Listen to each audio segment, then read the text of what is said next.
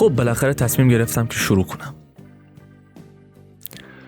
راستش رو بخوای یه چند ماهی میشه که مدام توی ذهنم این فکر تکرار میشد که چرا انجام نمیدیم. ایده پردازی های مختلف میکردم، سناریو مینوشتم یا حتی چیزهای مختلف رو تکرار میکردم، اما هیچگاه یا جرأت انتشارش رو نداشتم یا دنبال چیزهای مزخرف بودم، به صورتی که مثلا یه مدت دنبال این بودم که یک چنل به صورت فیسلس باشه، یعنی یا همون بدون چهره.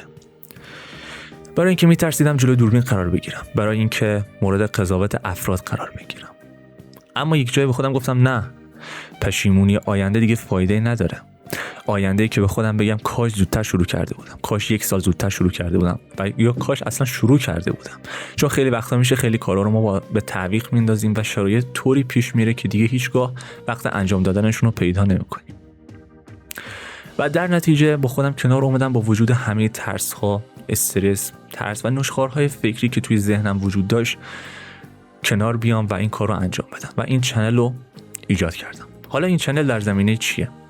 تجربه چیزهای مختلف، کارهای مختلف رو انجام میدیم، قراره با هم یه سری لحظات فان داشته باشیم، چیزهای مختلف رو یاد بگیریم و اون تجربه های واقعی از دیدگاه یک آدم معمولی که یک آدم معمولی اون لحظات در اون لحظه و مکان خاص چه اتفاقاتی براش میفته رو با شما به اشتراک بگذارم.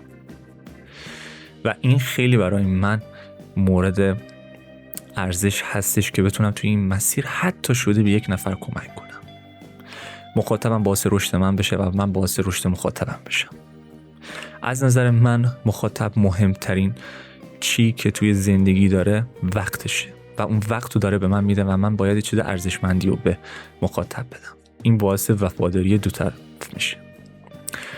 در نتیجه همه اون تفکرات رو کنار گذاشتم و در حال حاضر جلوی دوربین و با پشت میکروفون دارم صحبت میکنم و از نظر خودم این یک دستاورد خیلی بزرگی بوده در ابتدای مسیر، همین که جرأت پیدا کردم جلوی دوربین قرار بگیرم و قضاوت تمام افراد رو بگذارم کنار و شروع کنم به تولید محتوا و شروع کنم به اون مسیری که دوست دارم ایجاد کنم و با مخاطبم در ارتباط باشم و بتونم یک کامیونیتی خوب با افراد جذاب رو بسازم. خیلی خوشحالم از این که این ویدیو رو تا اینجا دیدی.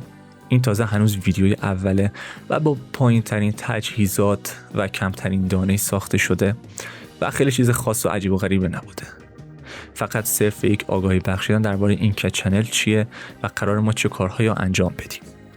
امیدوارم توی ویدیوهای بعدی حضور داشته باشین و ویدیوها رو ببینین و خیلی خیلی خوشبختم از این که با شماها آشنا شدم و اینکه میتونم توی این مسیر در کنار شما باشم.